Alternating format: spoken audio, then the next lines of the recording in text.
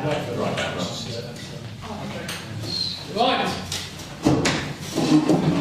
Welcome everybody. The Leisure and Committee meeting here on Monday the 20th of January. It's for it was actually the last time from the so it's not okay. It's up to you, obviously it wasn't anticipated. We need to remember George Eady at Bath. Can we do that next week? Can you do your place? There'll be more people here. Right, let me read this out first of all. Please note that this meeting is being recorded by the Town Council and where possible live streamed on YouTube. Please note the recording device is sensitive and live stream may be recorded by third parties, so do not say anything you do not want recorded. If necessary, I direct all recording in the room for the live stream to be stopped, but generally I want to avoid doing that, so we will normally record everything except any item taken in closed session. Members of the public may also make their own recordings, but must follow our rules of doing so, including stopping recording when requested. Whilst we do not accept anonymous speaking as a public forum, members of the public who wish to speak but do not want their name published, please indicate this before saying your piece. Thank you very much. So, item number 2, apologies for absence. Don't have any knowledge. Okay. Declarations of interest and request for dispensation from anybody. Minutes of the last meeting held on the 11th of November. On the screen. Hopefully you've all read them, so can I first of all have a proposer? Please, Councillor Hamlin, seconded by Councillor Smith. All those in favour, please show.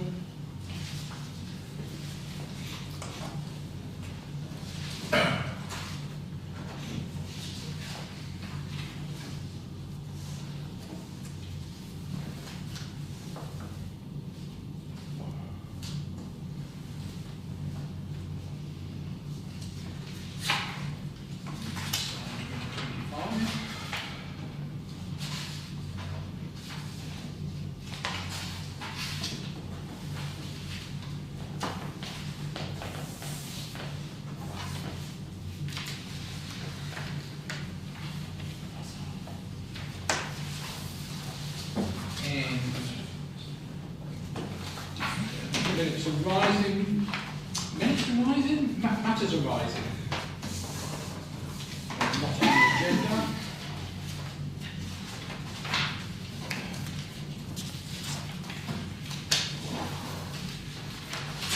Right, first of all, I reminded Joe that needed to. Okay, so that's fine. 9.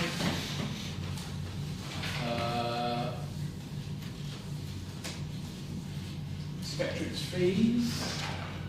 I've sent all of these out and let them know their action ones. Okay. Karen has been invited to the next meeting, who happens to be here.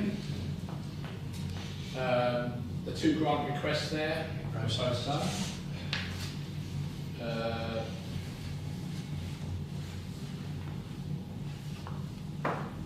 don't know whether we've actually published anything. We discussed it with Joe about the report.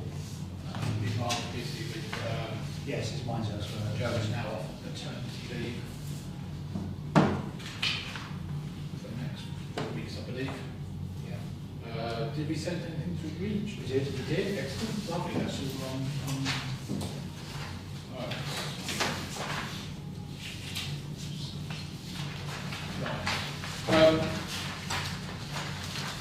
Have you got anything to say? Yes. Cool, because I want to try and bring these 2 in first if I can. Okay, good. Is that all right with you? Yeah, I'll wait on. Yeah, okay, thank you. We're going to move the reports up a tad so that I'm sure it's much rather be here than anywhere else. Right, should we start? I'm not going to say ladies first, but we'll start with Karen first. Okay. Just Karen's here. Only because you're in my way, I couldn't see Karen. Okay, so you have received my normal report, which I think probably speaks for itself, although I'm very happy to take any questions or comments. But then this time much like I did around about this time last year, there is a event by event financial breakdown, which is something that I did, I think, probably for the first time for this committee about a year ago, and it went down very well because it's an insight that I don't think you were used to getting. So I've done it again for you, so that you can see a year later how we performed in 2024. So shall we do my normal report, the one with more words than numbers in first, if there's anything that you'd like to ask or comment on from that, and then we can move on to the numbers after. Anybody else got any questions before I do anything? I hope you've all read it before. You can just go through it, so remind me, I've read it, but I can't. Oh, okay, sorry. I've read it, but...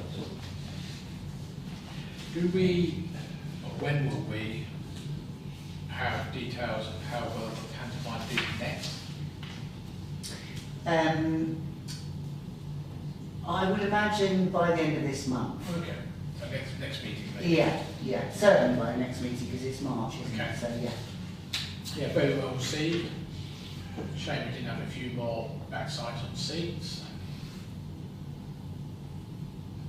It's probably worth pointing out, since you said that I'm having a look at the schedule for the pantomime, because last year, if you remember, was our first year doing it ourselves. This year was our second year doing it ourselves, and we're learning all the time. And I suspected in year one that there were some scheduling issues, but we thought we'd run with it one more time to see. We made some very minor tweaks this year, but we didn't change it drastically.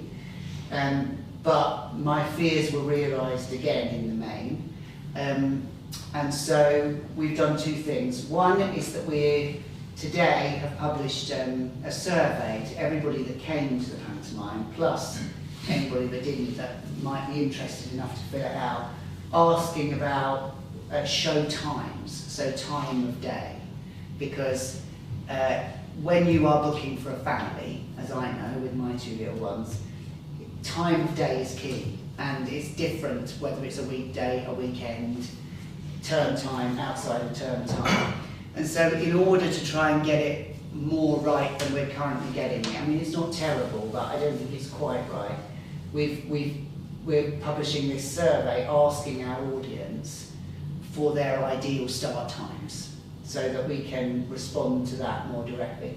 The other thing is that those of you that have been paying attention to the pantomime for long enough, you've all been here a lot longer than me, will remember the days when the pantomime ran beyond Christmas Eve. Yeah.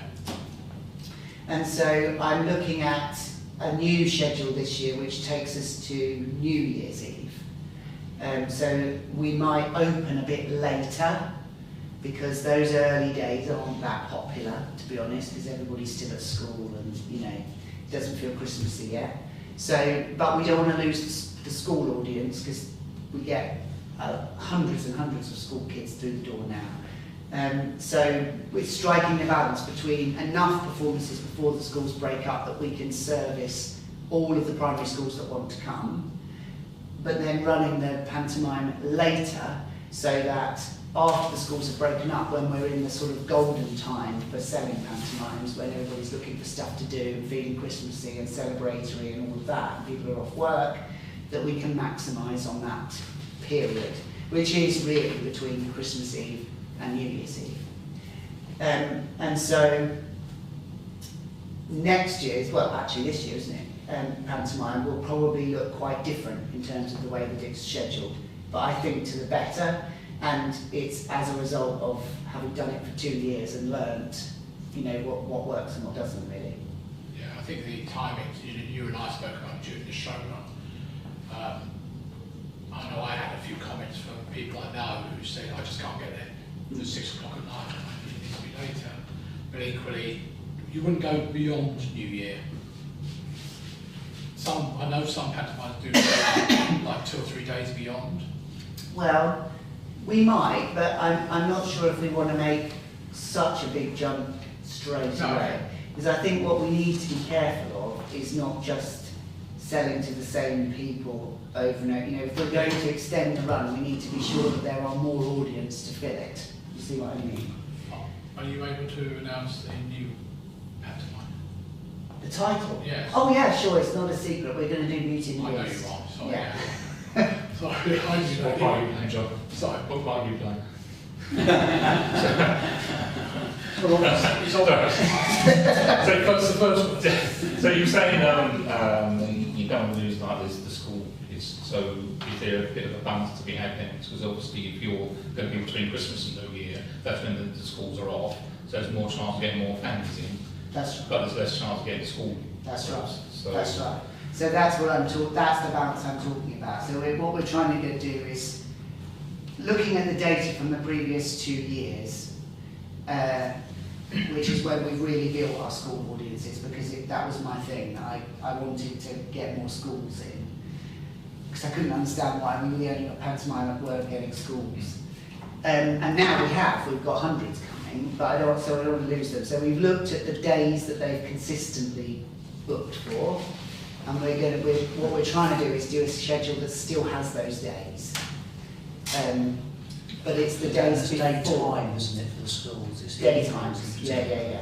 But it's the days before that we might lose. So realistically, the first school hasn't really booked until about the 17th of December, but historically we've opened about the 12th. So that's quite a long period of not very good houses, because you're relying on the public who aren't really ready to come to a pantomime yet.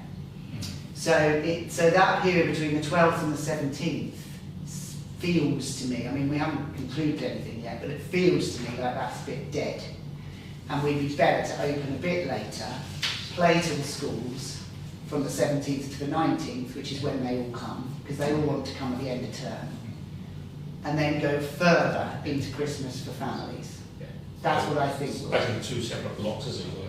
Yeah. Is there a cost element involved with that? I mean, is it extending the...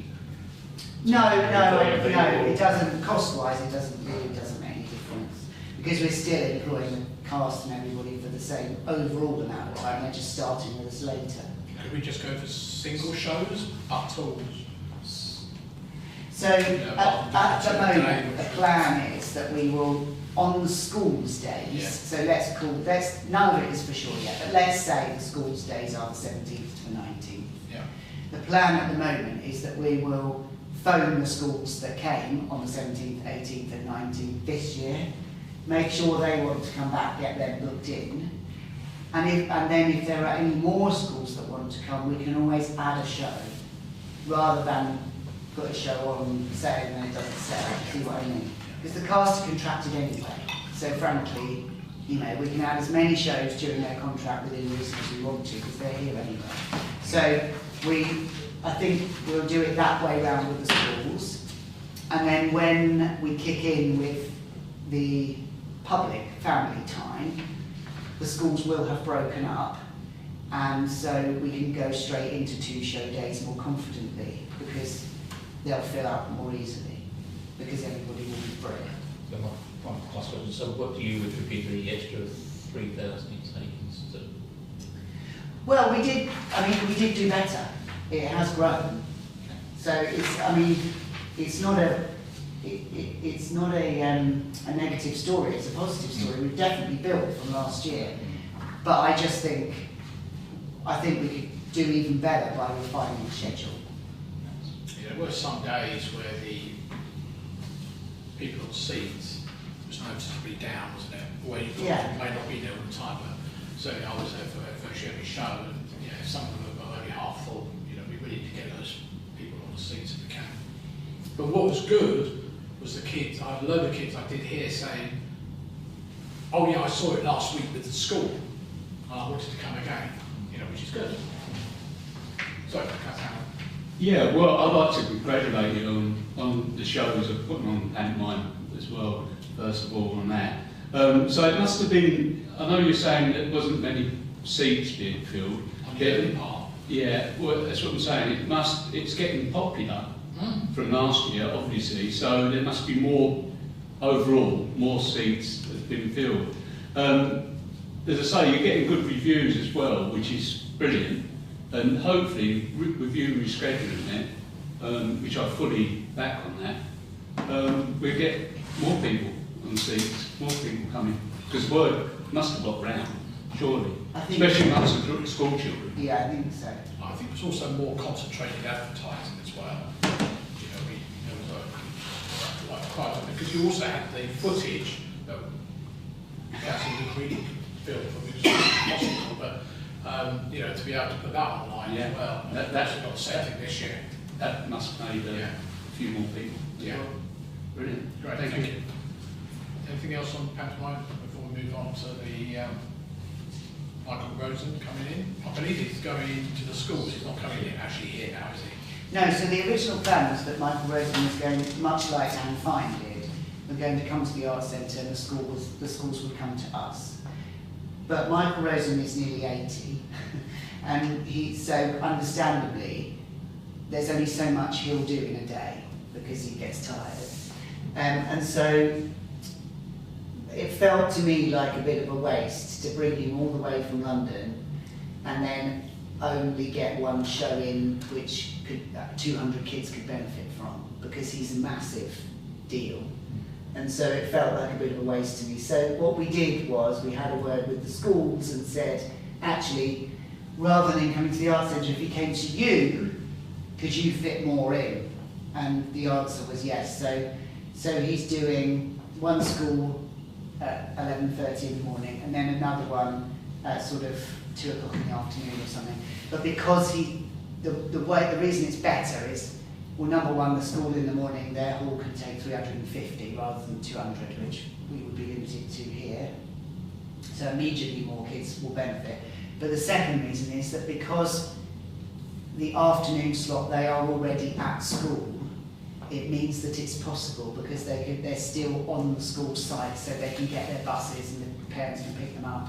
Whereas if they came here at 2 o'clock, they'd never get back to school in time to catch the buses home and for all of that. So it would have disrupted the school day, so the schools wouldn't have done it.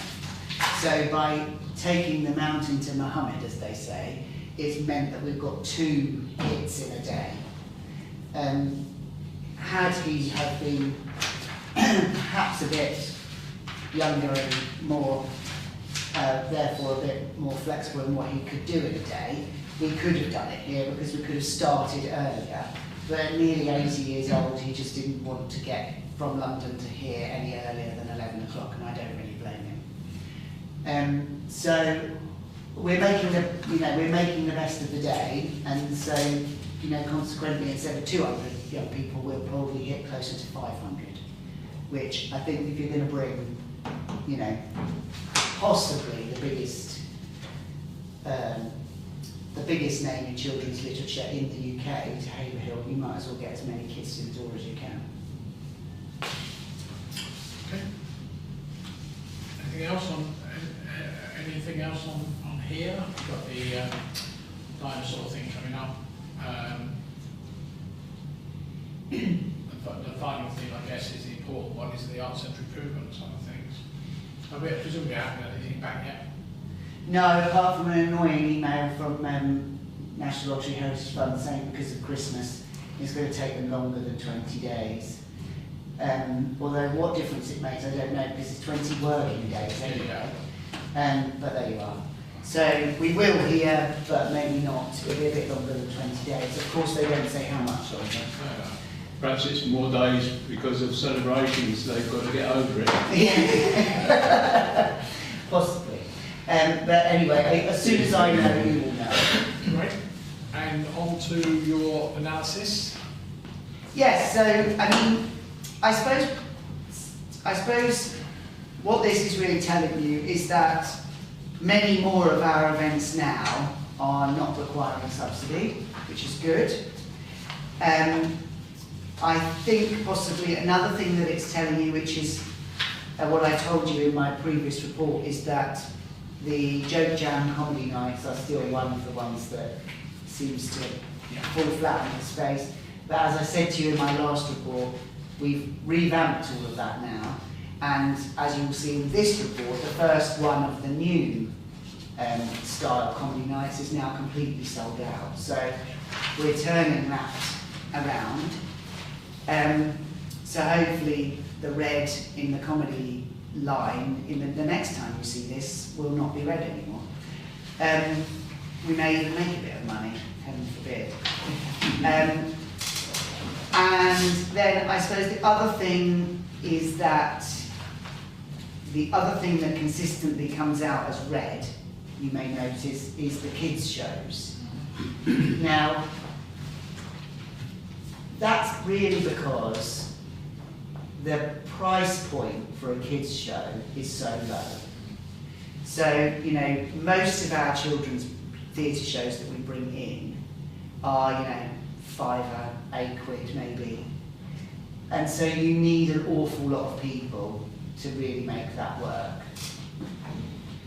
Or you reduce the quality of the kind of children's show that you bring in, so that if you only get 50 or 60 people, you don't lose any money. But I'm not inclined to do that, because I feel quite strongly that, you know, if we're going to be building an audience for the future, we need to give them quality stuff when they're little, because otherwise we'll put them off. And so if this place is to have a future, I think if we are going to be putting, you know, subsidy into anything, then arguably that's one of the better things to subsidise. And we're not talking about, I mean, they're not huge amounts of money. You know, they're not huge losses. It's not catastrophic, but it is one of the most difficult things to make work, because the nature of the beast is that the very people that you want to come, the young families that you want to come, are very, very price sensitive. And the shows aren't any cheaper just because they're kids' shows. And so you have to kind of make your choice, really. The other thing, though, the good news, is that you'll see one of the biggest losses was Treasure Island. That was the Easter pantomime. You know, traditionally we did an Easter pantomime with Chris Gibney. That was the last of those, because as I said in my report a few reports ago, I was going to terminate that arrangement. And you can see why. So we won't be suffering that kind of loss again on that kind of product, because we won't be doing it anymore. We're doing other stuff instead. Councillor Smith? Yeah, with the children's shows and also the like the open mic nights, you know, they're encouraging local talent, future clients, as you say. So I haven't got a problem with that at all. But, we are like community theatre, if you like, and we do want to put on a broad range as possible. We are going to have misses as well as some hits. So, and I think that's absolutely brilliant. So, well done. Yeah. Sorry. Just thinking about with the figures and it's just popped into me with the tax changes that happened last year. Is that going to have any sort of impact on you and the services provided and sort of obviously profit margins? I don't think so. No, I don't think so. There isn't anything obvious that is going to affect us directly. I mean, touring productions will use any reason to say they need to charge more money. I'm always fighting against that, but I mean, that's just my job, isn't it? So you're confident? Yeah, I just have to keep driving as good as hard a bargain as I can to get really good shows here without paying out too much. Of course, they'll probably say all of that has put their costs up, but you know, we don't, touch wood at the moment, we don't seem to have a huge problem getting shows that want to come here. And it's a self-fulfilling prophecy, you know, the more shows that do well and sell out here, the more promoters want to come here. When I first came here, there was quite a bit of resistance with people saying, well, we'll lose our shirt if we come to Haverhill because we don't always do terribly well there. There isn't really an audience. But we've moved on massively from that. And now, you know, quite honestly, this year's diary, a lot of it filled up without trying, because so many of them wanted to come back because they did so well last year. So I don't think any of them are not going to come here for the sake of a few quid, and so I think we can resist. Gus Brown. Yeah, Dan, thanks Rick. Well, do you get a feeling around the shows that get sold out? We've got 200 seats here. Do you get a feeling that if we had 300, some of them we would Just my thoughts. set out? For sure we would, yeah. Yeah. All right. So on that, the proposed what work we have done, is that going to be extended? The amount of seats? No, I regretfully no, because there's nobody more gutted than me, because I'd love more seats. So I've really tried, but because the auditorium sort of is what it is and is listed and all those things, there's so little you can do with it. Yeah. There is one possibility which I have asked the architect to look at and might be possible, which is where the tech gallery is at the moment. That circle effectively could be reopened, Well, yeah. and you might get another sort of 40 or 50 seats dotted about in there. Yeah. But operationally that causes us a huge problem, because then where do you put all the tech? Where do you put the projector? Where do you put the... and although they were able to give me an answer about, this is where we could put more seats, nobody was really able to come up with an answer about where then all that stuff would go. Yeah. So what you get is more seats, but a venue that doesn't operate as effectively. And so we're sort of stuck between a rock and a hard place. Yeah. No, I understand. The only other way would be to push the stage back into a new extension. Yeah. But that would be massive. That would be an enormous amount of money. And the scope of this improvement at the moment, I'm trying to keep at a level that I think the funder will fund. Yeah. And I think something as drastic as that would be outside of the envelope. And so we'd have to find more money from somewhere, and then the whole thing might not happen. So what I'm trying to do is be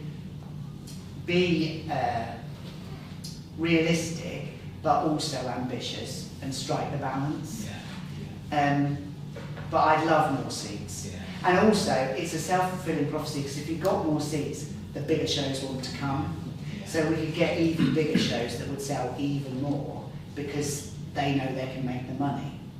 So it is all about, in this game, it is all about numbers of seats. I see that from the figures there. But to answer your question, the audience is definitely there. Yeah. That's why it's frustrating. And that's the thing, the town's expanding. I had a new art centre, which was proposed Yeah. a few years back. Yeah, we were. Thanks for this report. It's something I asked for in November 2015, so it's, get it regularly. Not to make me month, but every 2 months, sorry, but do it once a year. Well, I can do you one every 20 years for sure, if that's I think the important thing is, if you look at the marketing now, there's a lot of big names coming off the telly and places like that. You may not like them, but you've got the Scylla Tribute Act on Friday, which I think is going to be very good by the sound of things.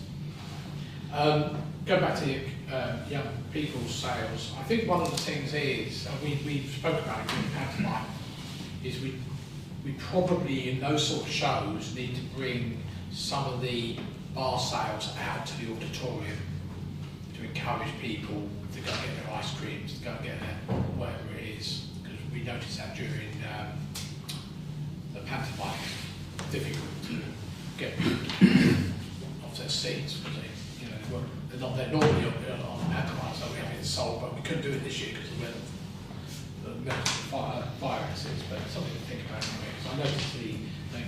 The only other one I did pick up yesterday when I printed this all off and read it was the jazz side of things. Not sometimes does well, but quite often, more often than not. And I wonder whether it's perhaps something that shouldn't be done so often. I don't know. Yeah, I mean, we could go. The trouble with that is that you don't know whether part of the attraction for it is that it's a monthly club. Yeah. So if you go to buy monthly, you might end up losing some of the regularity of Yeah. it and therefore some of the audience, because they'll go to the jazz club in Bury or wherever Yeah. where they can go monthly. So again, it comes back to Toby's point actually. If we had more space, that jazz thing would make money. Yeah. It's because we can't fit enough people in the room for the ambition of the event. Because then it would sell. You know, it would definitely sell. What happens if we went to vacant seating? Would that make I think the problem is that audience Likes. like to sit around the cabaret table. style? And also, we then kill the bar sales because people won't keep getting Yeah. that. No, it's a catch 22. Yeah. Okay. Councillor Lucrini. Just because you mentioned bar stuff, I think, but at some point it might be worth actually having a look at kind of refreshing the offering at the bar. And we're doing the same beer, there's IPA up there. So it's a bit old-fashioned now, really. It's the same offering we've had for a long time. Just wonder if it's worth looking at kind of Yeah? changing it up a little bit. Yeah, we can do that. It's a good idea. Can't help you there, I don't drink. I think it's I'll send out an email for tasters. Lovely, thank you, Dan. Anything else you want to say? Anybody else got anything down before he shoots off? No, just thank you very much. No, Thank you. Thank you for that. I look forward to seeing the beast. Right. Thank you. Thank you, Sam. Thank you. Hello. We're going to move on to item in Bravo, which is youth schools manager. Hello. So Karen, we've got Karen's report. Find it a minute, which I've just got away. So, Karen, welcome. Thank you. Hello, everyone. I think you'll know Karen, don't you? Yeah. Yes, making sure you all know Karen. Very well. Everyone knows Karen. What, how do you want to do? Do you want to say anything first? I don't know really. I haven't done this before, so I'll just say, yeah, if you've got any questions, obviously, I'm in sort of the end of our financial year, so 3 months left. Yeah. Doing lots of forward planning and thinking about grants and funds, so we've got them to work with for next year. And looking at Alpha and looking at, you know, if it needs tweaking at all. Then we've got new team members that are working out very well. So it's very much sort of a planning stage at the moment, trying to then maybe look at our figures, what we've done every year, and have an end of year. So my end of year always comes in April, obviously financial year, and that's when we can pull some figures out and look at figures and things and tracking on what we've done. And we're quite lucky when we apply for grants and money, and we get to do those nice things that attract people into our service. So obviously the core funding is there from Haverhill Town Council, which is great, because we very much are allowed to sort of, within reason, respond to the need quite quickly, because there's not lots of red tapes and all of that, and that really helps us, I think. And because we're working at grassroots level, it's really easy and quick to identify what needs to be done, really, because you're face to face with these young people and parents that are saying this is happening, that's happening. And we're really lucky that we can apply for some money and do this, and this is going to be attractive. We had some letters from some parents saying that their children are really isolated, they'd really like to do some sewing, and this, it is offered in Haverhill, but it's a really expensive hour, privately run, and they couldn't afford 25 or whatever, however much it was for them. Would we ever look at doing sewing? And then we obviously looked at the grant, and it was core funding for equipment for clubs, and we thought, sewing machines.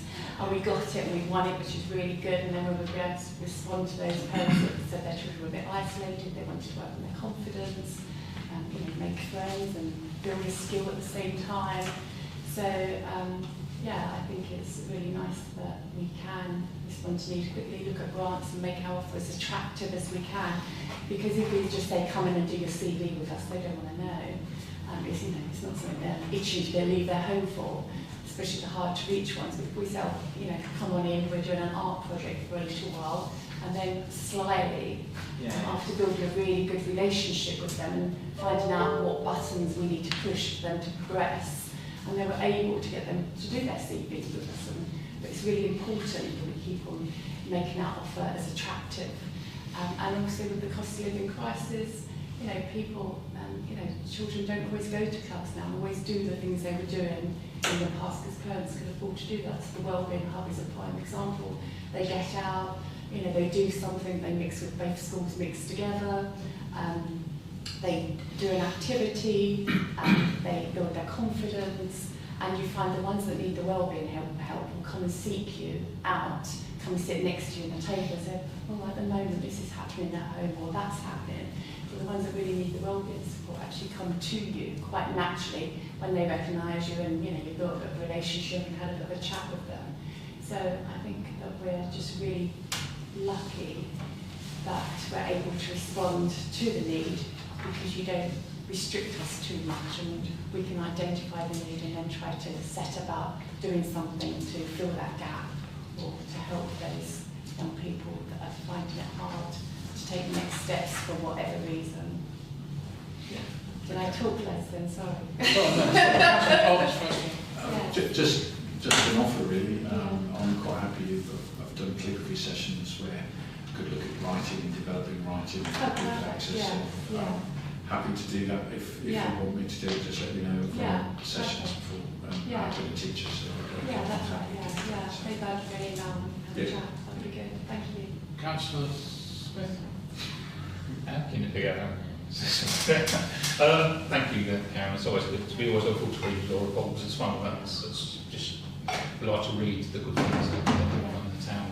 Congratulations. So, brilliant. I suppose if there's money no option yet, I know you already do a lot anyway. What sort of offer would you like to add to what you already give? It's hard because I think that we sometimes I feel like maybe I could apply for more money and more grants, but then it's having to then come up with the goods, if that makes sense, and it's time factors and obviously staff factors and that sort of thing. I think that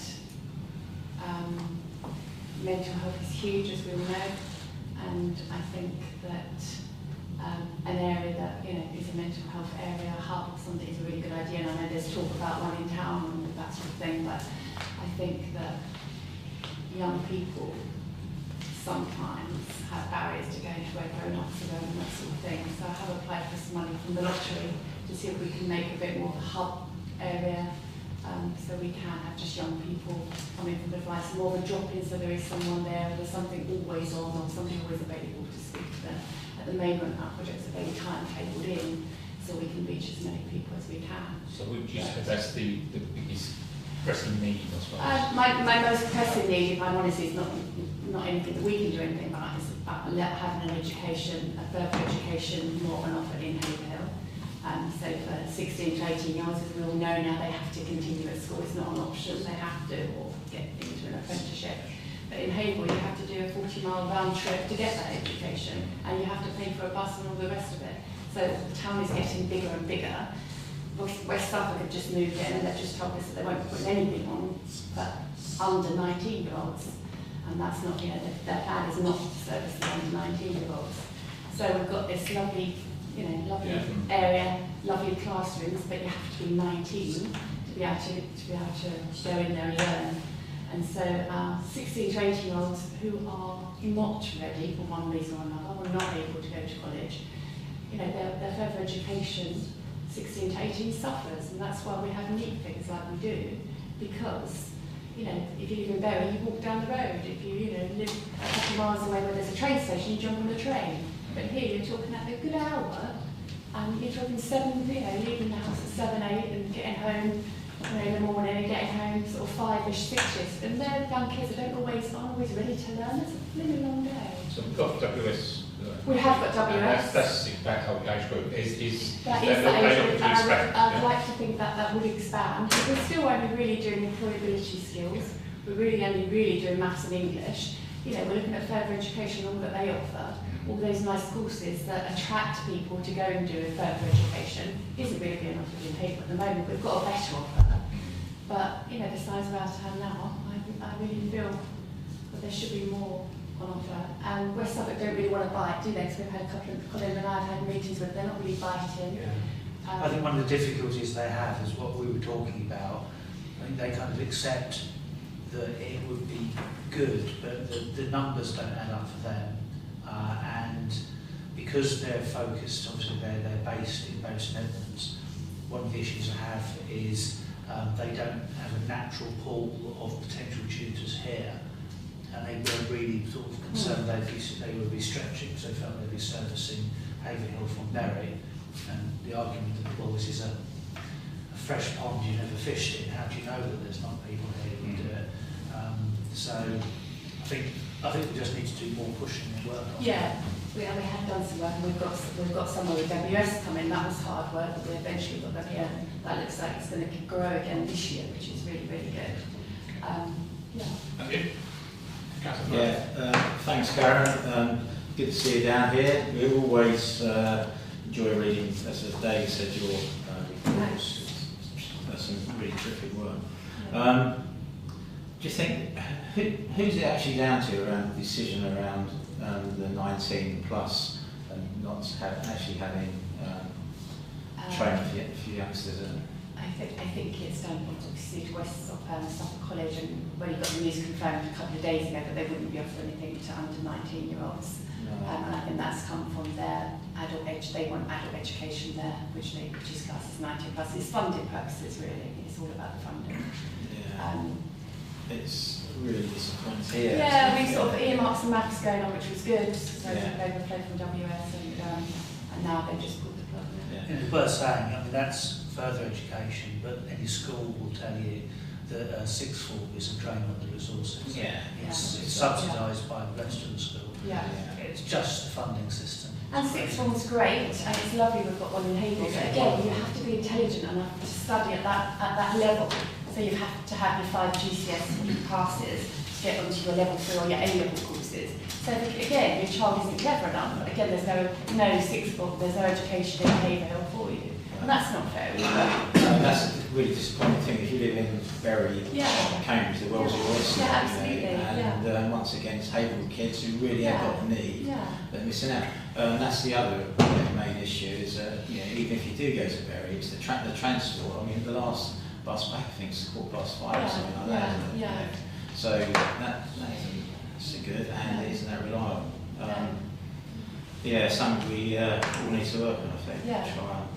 Yeah, I just think we need to bring more to Haverhill, more of a local offer. Yeah, exactly. We just have to be banging the drum for that, even though it's frustrating because you don't always seem to get someone who've got a little bit here and there. But I think it's just all singing from the same sort of song sheet really, and saying that, that is needed. Yeah, Karen, I've since 2009, it's all about funding. Yeah. I've been pushing for special needs to get a proper education really in mainstream school. Yeah. It's a shock to say that I've learned since one of my charities is neurodiverse education for primary schools. 90% of primary school students that are expelled have got neurodiverse problems. Yeah. So funding, it's all about Suffolk County Council, it's all about funding, lack of funding all the time. I feel sorry for you really. My question is, what Councillor Cox was saying about getting other, because you said about art, didn't you? Yeah. And obviously Councillor Cox has just volunteered. Yeah. I'm just wondering if you could sort of obviously think of other things as well. Yeah. And I'm just wondering, obviously subject to checks as well, we could get volunteers like Councillor Cox to come forward with their ideas to attract the youngsters, because not all of them like art, obviously. No, yeah. So I'm just wondering, to get numbers in sort of thing, well, and then push their numbers onto West Suffolk Council. Yeah. Yeah, what we normally do is we try to attract them in with sort of a few nice carrots that look, good, and then once they get with us, then we, depending on the group, and Brilliant idea, by yeah, then we ask them what they want to do. So you might have a group that's really heavily into art, or you might have a group that's really more into physical stuff like dodgeball, whatever. So it all depends really on the group, and part of them is making the decisions what they want to do next and trying to book that session, and we give them like, okay, we're allowed to spend this much, so it's all about them working out what they want to do as a group. And it's about them, sort of sometimes letting go of their fears, and sometimes I think we went roller skating a couple of weeks ago, And one of the clients said, oh, there's no way I can go, I've never done it, you know, I'm 19, 20, I'm not going to do it now. And I said, well, just come and watch with me then, and I went to just have fun watching. And eventually they all persuaded him, and he actually got up and roller skated. And I've never seen somebody look so happy and joyful. And it was just really nice to see that he didn't have the confidence, he didn't want to do it. And they held him up and they were all laughing, and he just said, he left there and he was really like, and he's, you know, low moved and depressed and all of that, but he left there feeling really good because he'd done something new, but he only did it because his peers helped him to do it. I couldn't have made him do it. And it's just nice to see things like that. And then you start having hope and you think, oh, I'll do that next time, I want to do that. And it's about trying new things as well, just because it builds up skills and it builds up confidence, and that's all part of well-being, isn't it? Achieving new things, making friends, doing stuff together. It's so important. Yeah, a couple of things really. I mean, obviously, reiterating when I worked at Castle Manor, we had to close our sixth form because it just wasn't viable. Yeah. There wasn't enough students staying on and even trying to provide the right courses. I think it's something that we do need to look into. I know Colin has looked at sort of certain things like bricklaying and things to be able to see if we can do something.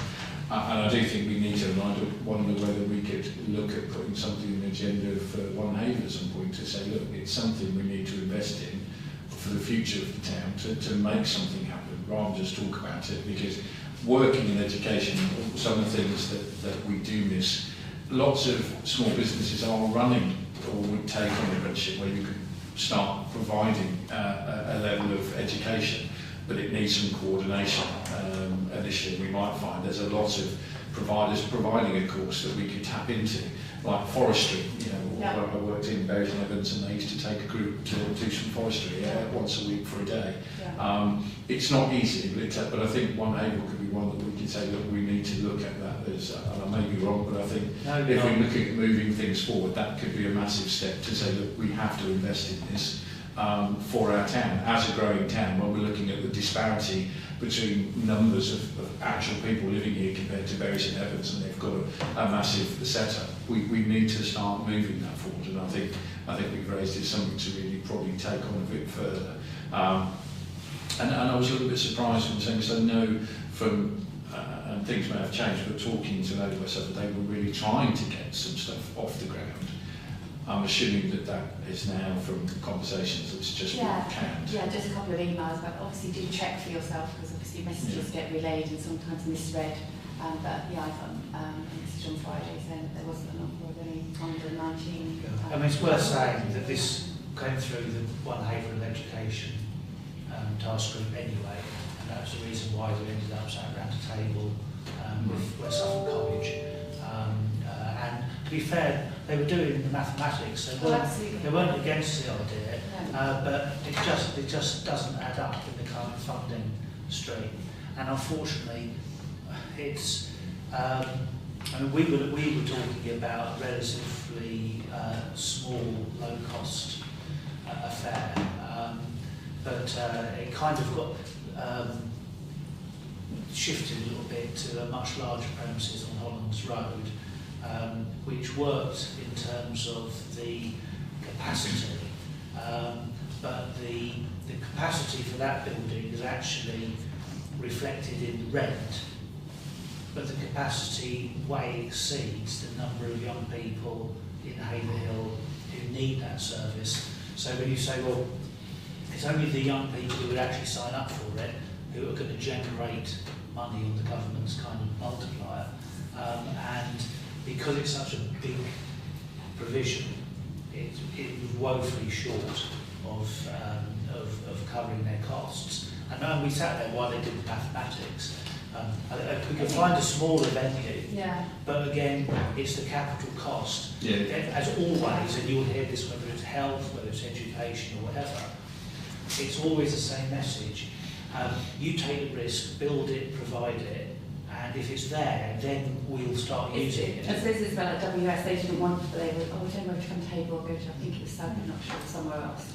And we obviously looked at it where they could have their training, obviously often a very small peppercorn rent sort of thing, and that's why they come to Haverhill and took the risk. They've taken the risk now they're looking for premises next year because they know that they've got clients, and you know, and so it's about taking the risk away. But when we spoke to the college, there was there's not enough 16 to 18-year-olds to, you know, we can't identify enough to offer this. But we could have had adult learners in amongst them as well. There could be courses for adult learners, there could be apprenticeship courses, but they sort of removed all that, so no, that's still what happened at Bury St Edmunds. So if we're just looking at 16 to 18-year-olds, a venue probably there wouldn't be enough people. But if you start adding at 19-year-olds, you know, a couple of days a week in that venue as well, and apprenticeship qualifications and standards out of the same building, then it does become... Well, they're concerned about competing against themselves. Yes, that's what they are. And it's cheaper as well, because like you said, you know, getting tutors out here and all the rest. Yeah. They want to... We're going to talk to CRC. Yeah, we are. Yeah, I did sort of start forming an Legally, you bring the tutor to the people, and you don't take loads of people to Bury, it's the one person to be there. You know, I don't understand this logic. That was going to be my point as well, is that, you know, we should really use our locations for advantage for a change.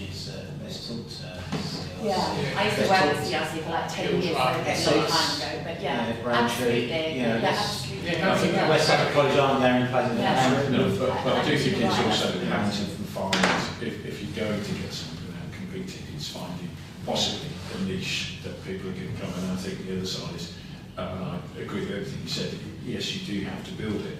And people would probably come, but it's finding that funding longer term, because, you know, it's a case of, yes, we're talking about 60 or 80 years, but once you've got that up and running, you're talking, other people will come and say, well, we'd like to, regardless of age, we'd like to start a new course, we'd like to, and of course we've got students, and lots of people go to CRC and Bury.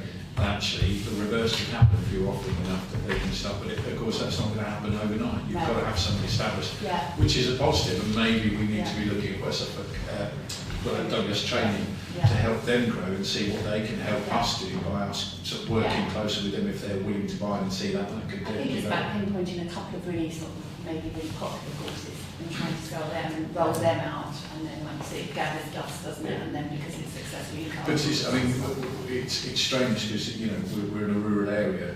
How many rural courses are we offering? You know, how many courses are we offering? And working with local like farmers to say, right, are you offering anything that we can work with? And I'm not sure if you offered something to work with, they would probably provide stuff. But they may be provide stuff. We were thinking about building the houses and all of that. Well, I'm going to say we're building nearly 4,000 houses. Yeah. And that's, how many apprenticeships have we seen Yeah. for Simon or Redrow? Yeah. They do advertising, but what they tend to do, I think, is advertising in the area, and then they go to different locations. Correct. So they might spend a little while in here, but then they have to be able to drive and go to Bury or go to... But do they say, we'll train you up and all that sort of stuff? There's not as much going on there as we'd like to see, to be honest, is there? There's very little. I just want, I don't know, hang on to you as well. Are you finding it more difficult to get funding nowadays? Are you finding it? I would say, yeah, I would say that I've probably been less greedy, so I'm probably putting in smaller amounts. I've just put one in, obviously, for the thriving communities. I still went for a full amount, I only got half last year, so they tend to, I think, be half of them, or I tend to be less greedy and think, oh, Colin always says, no, ask for the full amount. I'm like, no. You always ask for the full amount. I know, but sometimes I think... We also cover that anyway. Yeah, so I did ask for the full amount again this year. I've just put one in for the lottery, quite a big one. I don't know if I get that to be honest. But you just have to do it sometimes, because if you overthink anything, I won't get it, you stop applying. So you just want to keep on putting them out there. So yeah. Karen? Oh, sorry.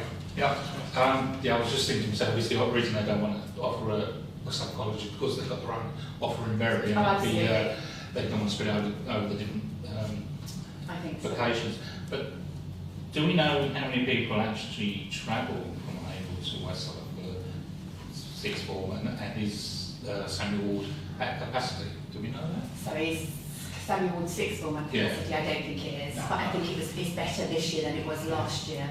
I'm going to say off the top of my head, you might know the answer. I think 300 students. Yeah, but also the other side, you're also limited on the variety. When we're talking the comparison of going to a Suffolk for the variety, of course, we're looking at Samuel Route, a very traditional academic A-level route as opposed to the vocational stuff. And I think that's what you need to have a bit of an offer of everything.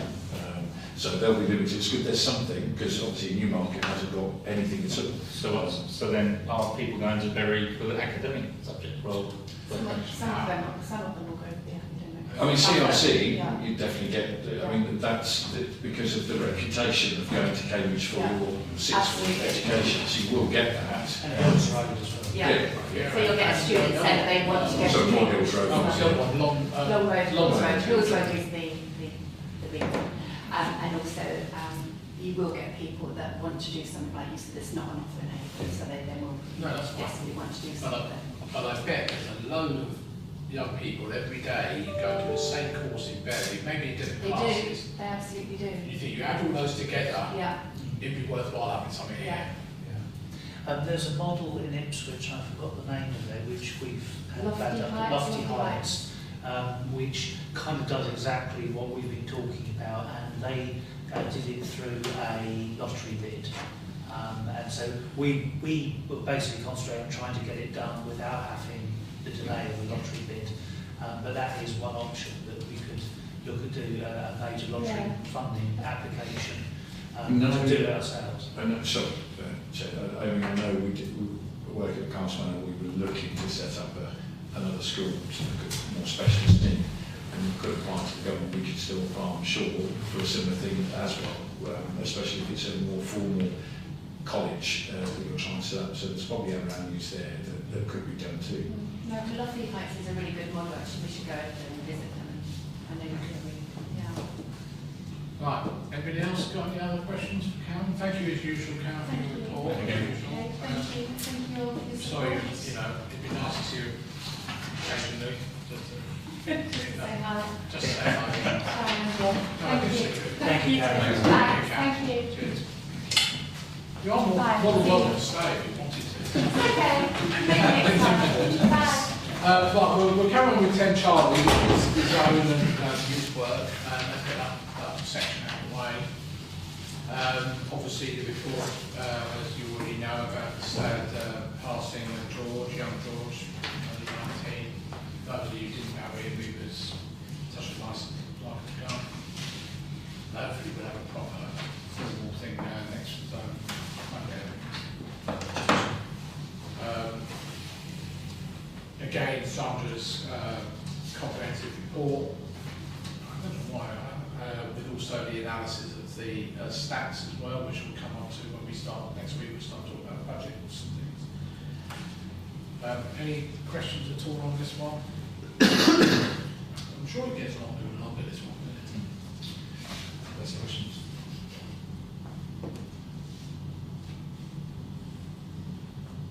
Been very busy again. And there's the youth work side as well. Yeah, no, I was doing.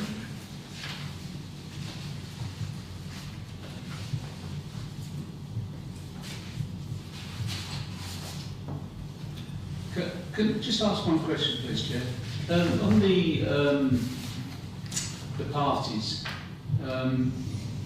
anyone know really why they suddenly gone down Well, in last year? it's interesting you used the word suddenly, and I think I would point out that in September McDonald's opened, and McDonald's do parties, and you've got a year, I would have said, of every single kid is going to want to hold their party at McDonald's. But in the now 6 months' time, every single one would have had the opportunity and also been to loads of other friends' birthdays there, and the novelty value will hopefully fall away. What I've been discussing with Sandra and with Joseph Dexter, our marketing guy, is that as far as for a party, there's basically there's the food and there's the games. McDonald's is very limited what it can do games-wise because it's a cafeteria and it's not a private space for them, so they've got their bit. The food, yes, of course, but actually, what I've asked them to do is review our offering. So, we can. Does our burgers and nuggets, do they have the same presentational look? Not necessarily the ones that actually McDonald's hand you, but the ones that McDonald's use on their posters, etc. So the expectations there, the way we do stuff. I've just organised, or just instructed somebody else to organise we're shifting the ice cream machine out of the kiosk, which of course is closed, and the ice cream machine is doing nothing. Because I was thinking about McFlurry's, which is effectively a ice cream machine whippy thing, and we've got a machine that does that, and it's not doing anything. So that's being shifted down to the zone. They desperately want a smaller one at the kiosk anyway, because it's great, but it has lots of issues for a very small room. It creates ice cream, it piles out the heat, and honestly, that is like a sweatbox in there. It's so small. Actually, heat is one thing that the zone are very happy to have more of. So that's great, but that would allow them to, it's also a much better profit margin for us to provide ice creams that can look, akin, similar to a McFlurry, so that we can try and make sure the party offer on food is comparable. We've got the space to do games, and we just need to have a look at the look and make sure we're marketing properly. Hopefully, when the novelty effect of McDonald's wears off, we'll be there. I think we'll be better on price point in any case. So really, it's frustrating, but that's our assumption is that there's really exciting to have a McDonald's in town, and everyone wants to have their party at McDonald's. That's our guess, anyway. Okay. Thank you. Catherine McCooney? Just ask, do McDonald's actually do parties? Yeah. I don't think they did. Yeah, I think they do. Yeah. No, we have an inside track. I got no surprise, I'm a fairly frequent visitor. your birthday? Well, I've never seen a birthday party up there, and I know you mentioned it 4 o'clock on a Saturday, are you there? That's it. Also, Most days. He is now. I've looked online, and the consensus is in the UK, there don't exist any more birthday parties. You can go there happily and do your own thing, but there is no, apparently there's no setup for parties. Well, so there always has been possible parties. that's the US website. They do it in the US. Not I'll ask them, but I don't think that is really competition for us. But they can certainly take a book table and have space in there and eat. That definitely happens. Kids have their birthdays at McDonald's. But I think going back to the underlying cause, I think Colin's right. I was up there quite a lot, and the number of people who kids would say, "Oh, can I have a so-and-so?" "Oh no, we'll go to McDonald's instead." "Oh yes, please." Yeah. It's cutting their stay in the road short. Yeah. And not buying something because they're going to go to McDonald's. And I think parties generally, I mean, even if they're parties at home, go to McDonald's, get you McDonald's. You're not. Yeah, that's what I mean. But I just want to make sure we're clear that McDonald's, I don't think they don't actually do a party as such. You might get to go. Well, they haven't got space to do you running around or anything like that. But certainly, I've seen in McDonald's the kids there, and my certain understanding is they have parties there that may not be kind of like a package, but basically 20 people go in there or 10 kids go in there, wherever it is, and buy the food. Definitely nothing happens. Yeah. And that's certainly anecdotal what we've been told. We hear it all the time, people going off to the door. But if the parents can get effectively obviously we're not talking about intellectual property or something like that. We're talking about a burger and chips and ice cream, or chicken nuggets and chips and ice cream. If actually the parents look at that and say, well, hang on a second, I could buy exactly, we can stay where we are and get exactly the same meal, the kid can have a run around, I can have a coffee, and it's going to cost me less than going to McDonald's. I think I'll just sit where I am. I think a few things I've noticed up there when I've been up there is, you referred to McDonald's just then, obviously McDonald's have big advertising boards, which continually play various things.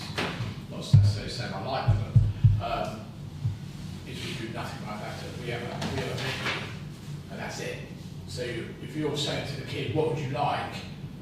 You basically read a menu rather than saying, oh, would you like a equivalent of McFlurry, whatever they're called, that sort of stuff. So I wonder if we ought to do a bit more of that. But it's supposed to be all going on, and I'm keeping, pushing marketing goes off at the moment. But one of the arguments for having a marketing officer was to increase the marketing of the zone. And I think some of it started, but I've said about signage directly above the door, stuff on the inside. I mean, the tiger thing they use, I don't think they use very much. It's kind of a single image that gets used.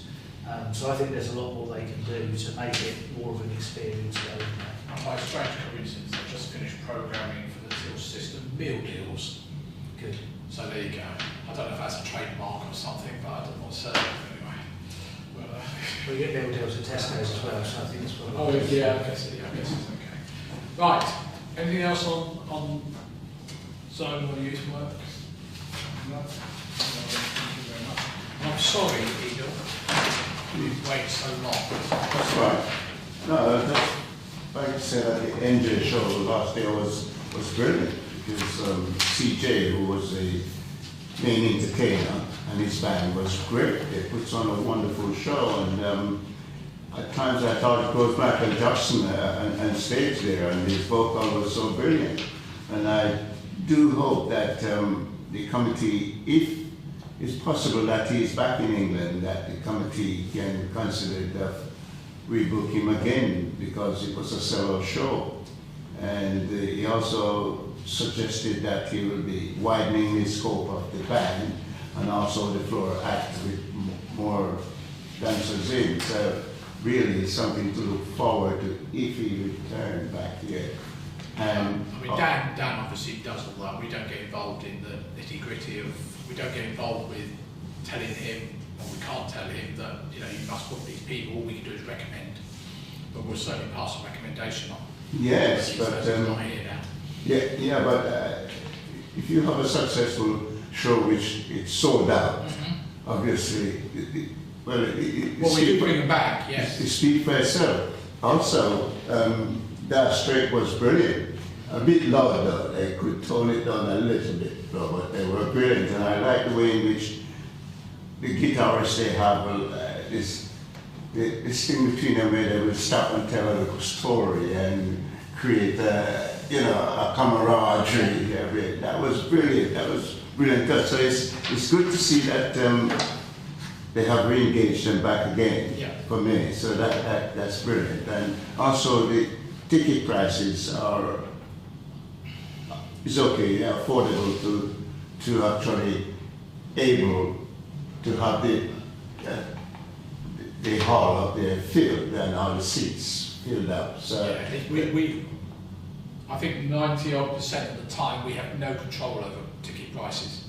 They're actually specified by the either the band or their agents. Sure. But shame.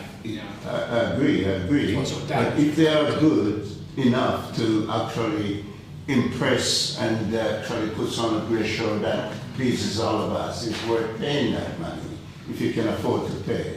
And I think that is. I know one thing that Dan mentioned a while back now was actually a concept of putting a show on twice. Yeah. You know, subsequent days.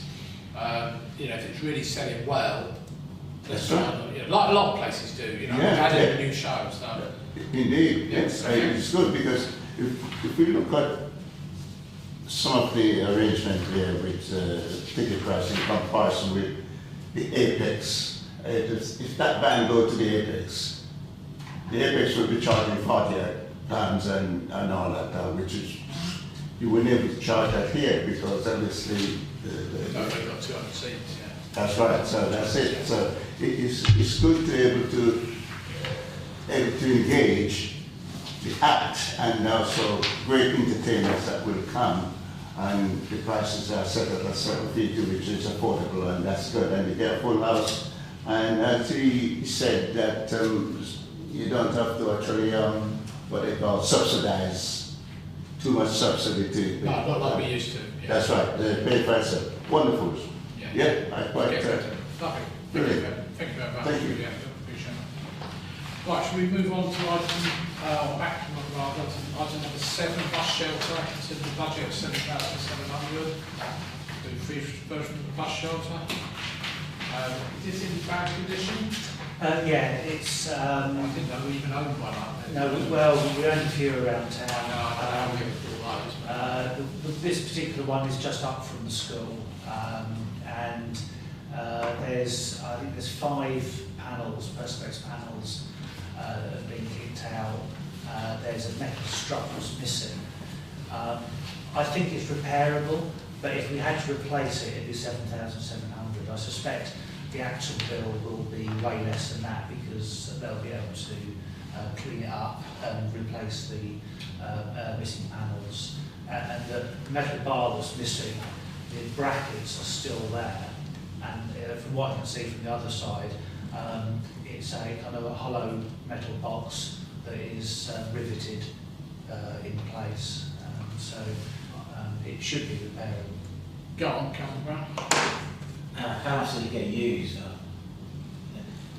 Well, it'll be potential. Well, I don't know whether youngsters would use that bus stop to get off. I guess in the mornings to walk to school if it comes up and over the hill from Burton End. If they're on the public bus. Yeah. But obviously there's other people around. I mean, it belongs to us and it looks an eyesore. Yeah, I was just thinking maybe it'd be worth just taking it down. And we've got plenty of other bus stops around the town that have shuttles out of London. No, that's absolutely true. Yeah. We could do that as well. It depends what we want to do. The last bus shelter we had that was in bad condition we removed, but that was on a bus route that had been cancelled, so there was no buses stopping there. So there was no point keeping it. Councillor Smith. Did you say the 7.7 is for That's for a replacement? So do we have a quote for refurbishment? We don't yet. I wanted to get the budget sorted whilst we were talking with County Council. I took a load of photographs last week, sent off to them, so they may well have to fabricate the metal piece. So that's the only issue. Be done. So do you have a sort of ballpark figure in your mind what a refurbishment costs? I mean, No, I don't really know. I would guess a couple of thousand, but that's just a number in my mind. It may not be fair in relation to reality. so would it be feasible then to sort of basically, if we were to go through refurbishments, put a figure on it? Yeah, absolutely. If you prefer to say, well, we're not going to spend 7,700, if it's a couple of grand for refurbishment, that's one thing. But if that's not going to do it, then we'll take it away. That's absolutely fine. It's entirely up to you guys. Councillor Collins. Basically working there for 10 years, the students certainly didn't use the bus stop public, yes.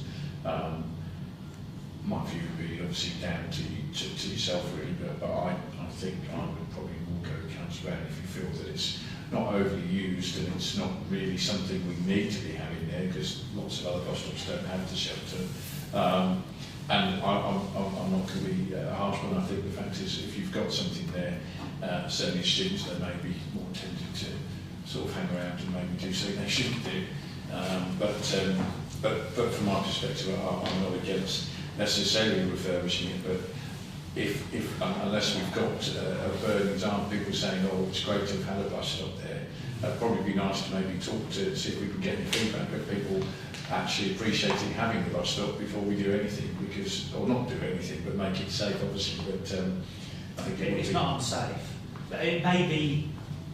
I think the question then is which is cheaper, refurbishing it or removing it, and do whichever of the two is the cheaper. But if you want to just check how many people actually use a bus stop, I don't know how we manage. Well, I was going to say, maybe, can we ask the stagecoach how many people they pick up there and how many people, because their ticket machine know that. Yeah, but does it anything by sectors or will it do by individual? No, I think bus that's by stops? individual, because my ex-missus is the bus driver and collector, and apparently every single stop they had to press a button to say how many people got on and off. Okay. Yeah, as well we can get that from stagecoach. Yeah, well, my personal opinion is that I don't have the cost of replacing it. I think that's far too high. I kind of worry these things almost become double taxation for people who pay the bill, that the Suffolk Council should be, Suffolk County Council really should be doing this kind of work for us. They would be doing the work, but it belongs to us. I don't know how wide. No, I mean, but we should be the ones paying for it. Yeah. You know, Suffolk County Council will adopt it and look after it, perfect. But dim and distant past, I don't know how you could. Yeah, it was because Suffolk County Council and and the state, I think it's Stagecoach or the bus company at that particular time, wouldn't pay out for bus shelters because everyone was screaming out for bus shelters, and we decided to take it on. Can I just say though, I'd be interested to know what the cost is of refurbishment first, but I wouldn't want to make a decision tonight really. Okay, that's cool. Before I go back to Councillor Smith, I wrote down, and I thought about it yesterday as well, is sponsorship. You know, if we got all these things around town going on roundabouts, if we're going to accept those, maybe we need to have a bit nicely painted, fixed, and a bit of sponsorship on it. Maybe I'm not suggesting that's what we do. The other thing is, there's all this millions apparently coming out of the government for bus enhancements. I know they're talking about bus routes, but you know, can't we get county council to spend some of that money on a few bus shelters? They haven't volunteered that when I was talking No, of course they about don't. They had the money then, John, not, you know, when I was talking about when they put the No, I know, but shelters in, they're going on about it right now. They're doing it, you know, these bus things. They wanted it to subsidise the bus companies, that money, Suffolk County Yeah, well, Council. they're subsidising with no new bus, I think. No, they won't do that, they're advertising to run it, you know, to run these. Can't we? Yeah, oh yeah, good point. I mean, there's no good difference. point, good point. The fact that they were quite happy to put, what do you call it, information signs, you know, when the next bus is coming on. Because they do that one anyway as well. That's what I mean, yeah. That's Precisely. Yeah, I think it's irrelevant if school children use it or not. The residents that speak to me, they're already complaining about the fact that with the way that the buses are routed, you get to town and you can't get home because unless 3 hours later, because of the way they time the buses these days. So I'll be reluctant to sort of remove something else from these, which are generally elderly people that use the buses. So I think we need to refurbish it. I mean, it's an asset of ours, and I think we should keep it and refurbish it. And if we want to put some advertising there from companies, then to recoup their money, it's all well and good. But I don't think we should demolish it. Do you want to come back? Did you? No, you didn't have your hand up. No. Chair, just to come back on that really, I tend to agree with Councillor Smith because it cost us a sum of money, the Town Council, years ago to get them put up. You know, the taxpayer paid for that, remember? If we do away with it, once you do away with it, obviously it's going to cost you a lot more if they scream and shout and want it back again. And you're quite right, it's the elderly people that use them. You know, the youngsters don't because they can either walk home or get a lift with their mums and dads, you know, so you know, I really will go along because I think there will be a lot of upheaval from the elderly people because, you know, the way they've been treated with the government the last few months, it's not very nice. So we should start thinking really hard if we are going to I would demolish it. say get some statistics if we can. You know, if nobody's using it, then. So, Councillor Lucrini. All I was going to say, let's see if we can get the numbers first. There's no point saying that elderly people use it if then the bus company comes back and says, we don't pick anyone up from that place. Well, I've been up there a few times up that road because my daughter lives up there. And I've seen elderly people standing there. I'd just be interested in the numbers because the majority of bus Yeah, but there stops. won't be many numbers because there's not that many elderly I was going to people. say that the majority of bus stops in Haverhill don't have shelters. It'd be interesting to know whether, does the bus company say, oh, we pick, hundreds up from that stop, or no, actually everyone waits up the road with one without shelter. I think a lot of that was from when it was about the hover buses, the town service. There'd be a lot more people use it, etc., etc. So I should think it's a hangover from that. Unfortunately, I haven't got that. Okay, so, well, it was, from what I hear, we don't want to spend something, but I think what you're saying, Colin, is, are you trying to get like a reserve of 7,700? Well, I mean, to be perfectly honest, the whole point of council meetings is for you as councillors to shape what we do. So, yeah, from what I'm hearing, there isn't any huge appetite to replace it at that sort of cost. So, the alternative is somebody might propose, well, as long as it doesn't cost, say, more than £2,000 to refurbish it, then refurbish it. If it's going to cost more than that, then bring it back. Councillor McNeil? I propose that we defer it until we have the cost of refurbishment, so we can actually make an informed decision of what route we want to take.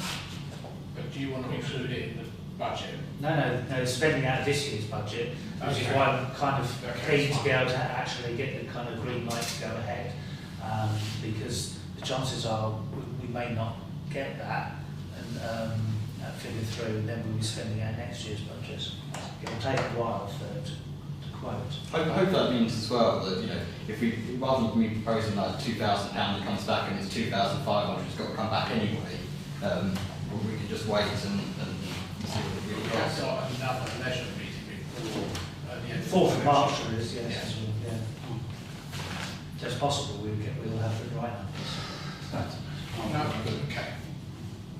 So I've got a proposal to defer. Can I have a seconder for that, please? Okay, same time. I'll go with Kevin Smith. All those in favour, please show. Okay, I'll get advice. Lovely, thanks, John. Appreciate that. Right, moving on to item 8, splash pad kiosk opening times. You've seen the proposal. Yeah. On the unit. It's on screen. Back page. I have got a bit more information to this.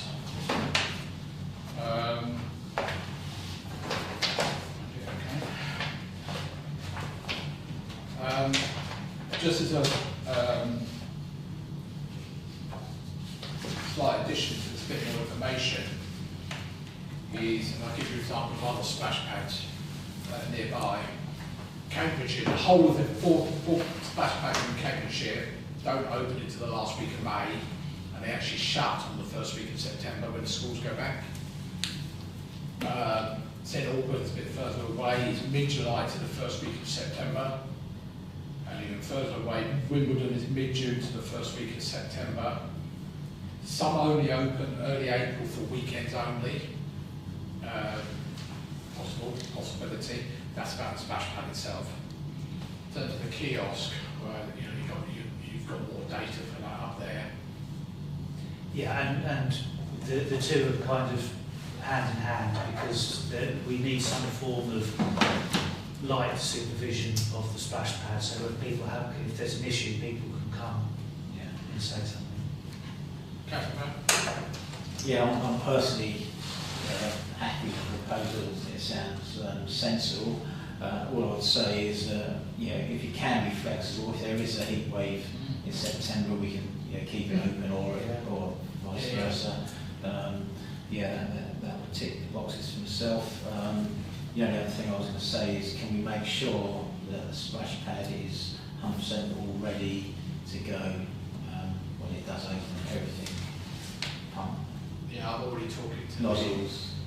No, the pump's got to be replaced. Yeah, I'll just wait yeah. for them to come back and quote Yeah, to fix it. Yeah. But saying it's done, ready, so that Well, it has to because that'd be the worst disappointing thing, to be shut all over the winter and then when it's supposed to open. Yeah, we it normally doesn't, and it's- do open time. Yeah, I know that, I'm just saying it, just No. that's, But also, you've got to get cleaned as well. yeah.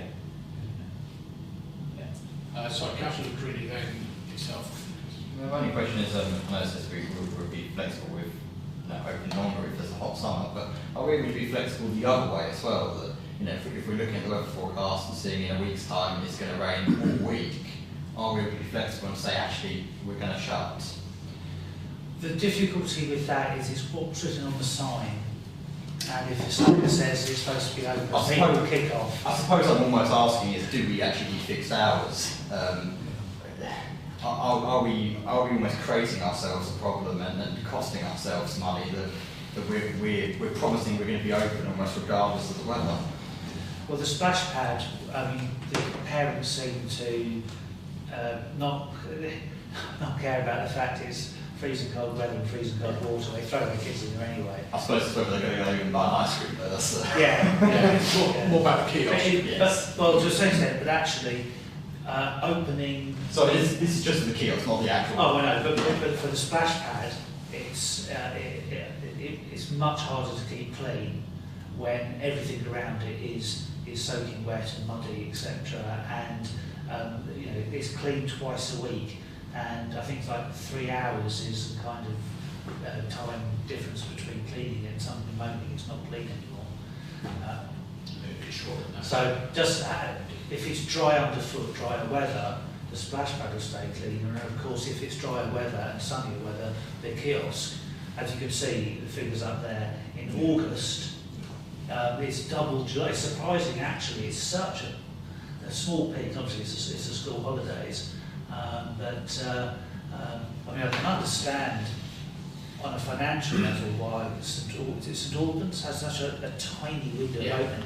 But that's a hell of an investment for the community to open it for 2 months of the year. It's gone too far the other way. Well, I think they've also got that flexibility, I think. Yeah. So I'm not sure about closing. The kiosk has locked up before when it's just on the day, when it's been a miserable day and there's nobody around, the kiosk does close up. But there's not so much for safe for staff. Yeah, I'm just kind of thinking about how, you know, if your own toilet book. If it was your own business and kind of how it was previously run, it was kind of this ad hoc. Look out the window. It's a nice day, we'll open. Yeah. It's chucking it down with rain. Yeah, we're not going to get out of bed. Yeah, I don't think the previous operator probably had himself under a contract where he promised to pay himself regardless. Yeah, I think if you've got a definitive start and end date for the splash pad, it's just as easy just to leave it open, because somebody has to go down and turn the power off, open the cabinet, turn the power off. It ends up being me sometimes if Kevin's not around. But from a cleaning point of view, it actually gets dirtier, I find, as soon as the sun comes out, because you start getting spores coming off the trees and everything else. So, anyway, that's the space, sorry. Yeah, I think you need to have these fixed times, because so that people have the confidence that they're going to go down there, it's going to be open. If you open and close ad hoc, people are not going to bother going down there because they think, oh, I've got somewhere else, rather than take the chance whether or not it's open. So if you say you're going to be open. As I say, I think it's what the sort of. And I'll say, I'm happy with that proposal as well. So if you wanted a proposal, I don't know if Councillor Brown will already propose, but if he has, if he has, I'll second. If not, I'll propose. I'll second.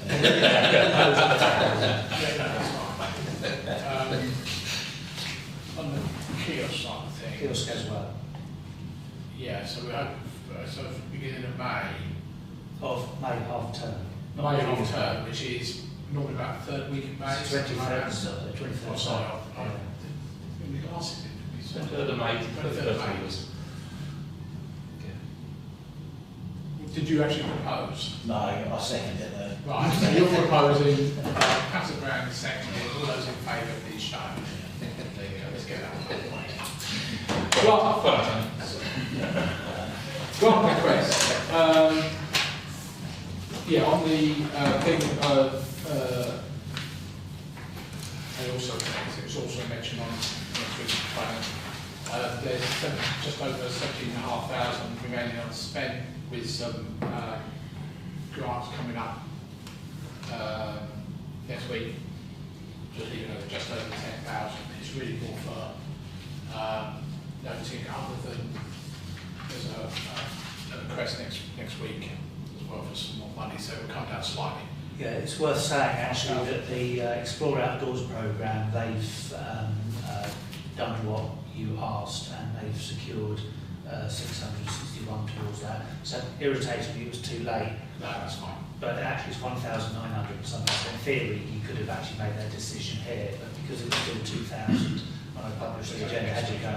Next Monday. Councillor Lucrini? I just ask, that's a much better position we've been in previously, isn't it? Yeah. It is unusual, yeah. I was going to say, we're normally running out, aren't we? Yeah. Well, we'll have about £5 left if we There'll go. be about £5 left. Councillor Smith? So, £5 left. So what happens to that? Does that give us all into our general budget, or to be rolled over to the following year? That's the general budget. Right. Does that mean it'd be 0.5% of the council tax? It's already taken into account. So you don't get gold stuff now.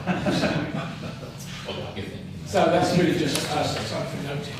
Yeah, it is. Right, and then we go on to the Haverhill Air Cadets, which wasn't available last time. This is primarily, well, it is to fund the parade on the 2nd of February. Yeah. Down the High Street for their, they've got about 200 cadets coming. Sorry, yours? I was just clearing because obviously it looks like most of it's paying ourselves. It is. So why don't we just offer the service for nothing? It's called transparency. Yes. Otherwise, other people don't realise that we've actually given them in kind £570. Right, so they're basically asking for 200 quid. No. No, they're basically asking us to spend 570. Yeah. So it's staffing and But we'll get 370 of that. No, we will pay out 200. Right, gotcha. They will not see a brass part of this. We will do all the expenditure. Right, gotcha. my time is free, by the way. There you go. And I'm sure You can afford it, John. I said, priceless, is what you're saying. if you're going to it, yeah, you'll have free as well. You will pay more. Or somebody is, I don't know. I don't think you've been made official legal. Okay, can I, sorry, can I put, and then, if someone's got any queries, No, sorry, go on. obviously I can propose one. Oh, love, yeah, Councillor present. Green, Councillor Smith, seconded. All those in favour, please show. Thank you.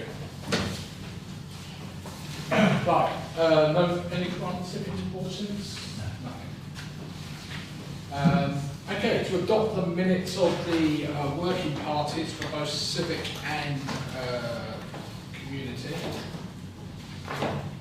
Civic was the last, and thank you, Jane, as usual, for, I assume you did all the paperwork. It's a proposal. Yeah, is that proposal? That's fine. Can I have a seconder for civic events? Thank you. All those in favour, please show. And ditto for community, Councillor Smith again. Seconded, Councillor Luca Reedy was seconded on that. All those in favour, please show. Thank you very much. Right, date of the next meeting. That's not that's Thursday.